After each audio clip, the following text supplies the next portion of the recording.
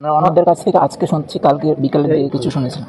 বাসায় এসে কিছু বলেন, সকালে নাস্তা করেছিল, স্নান করে তারপর গিয়েছে একদম নর্মালি। আমার ভাগনা, আমার বোনের ছোটো ছেলে, তার সাথে একটু খেলাধুলা করে গেছে এবং যাওয়ার সময় আমার মাকে বলে যায় যে যাচ্ছি 5টা 5:30 বাজবে আসতে। নর্মালি ওই টাইমে ফেরত আসে উনি। আর ফোন নেয়নি সেটা না আমরা অত ইয়ে করিনি, কারণ ফোন মাঝে মধ্যে রেখে যেত, তাই আসলে অত সন্দেহ করার ওনার সাথে কি কোনো রকম কারো কোনো মানে মতের আমাদের জানার মতো তো কিছু ছিল না। বাসায় কিছু বলেও নি।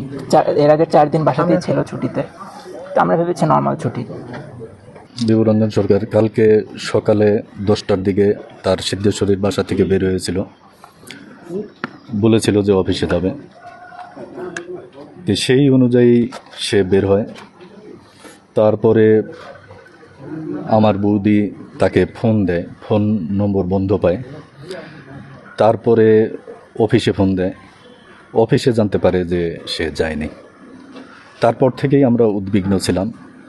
আমরা আমাদের যত বন্ধু বান্ধব, পরিচিত, আত্মীয় স্বজন সবার কাছেই খোঁজখবর নিয়েছি।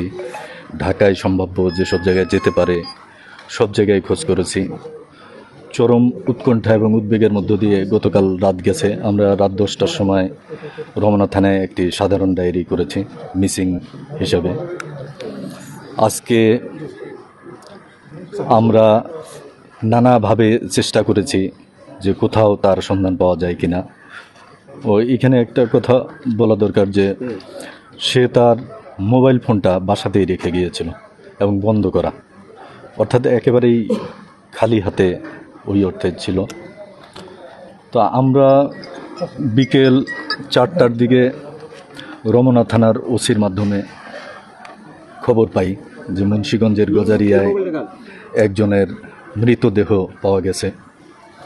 তারপরে আমরা ভিডিওতে এবং ছবি দেখি, তখনই আমরা কিছুটা সন্দেহ করেছিলাম যে এটা আমার দাদার লাশ হইতে পারে। এখন আমরা নিশ্চিত হয়েছি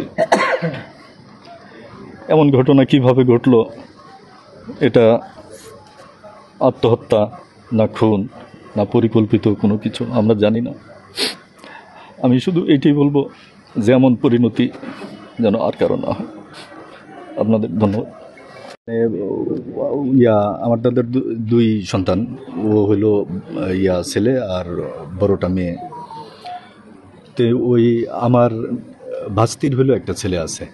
ইনফ্যাক্ট ওর সাথে অর্থাৎ নাতির সাথে প্রচুর কথা বলতো, খেলাধুলা করতো। কিন্তু আমাদের ওই ফ্যামিলি ট্র্যাডিশন অনুযায়ী আমরা ইনফ্যাক্ট ওই ফ্যামিলি মেম্বারদের সাথে আমাদের একটা কম কথা বলার কালচার আছে। তো ওই জন্য মানে কোন চিন্তা থেকে কি করছে এটা আসলে সত্যিকার অর্থে আমরা কেউই জানি না। এটা একান্তই তার নিজের ব্যাপার। আমি জানিয়েছি কিভাবে উদ্ধার হয়েছে এবং আমরা অপেক্ষায় ছিলাম তার পরিবারের সদস্যরা এসে তাকে শতভাগ নিশ্চিত করার জন্য। এখন তার ছোট ভাই এবং ছেলে আসছেন, ওনারা দেখেছেন, দেখে নিশ্চিত করেছেন যে এটা ওনাদের মিসিং হওয়া সাংবাদিক মহোদয়ের লাশ।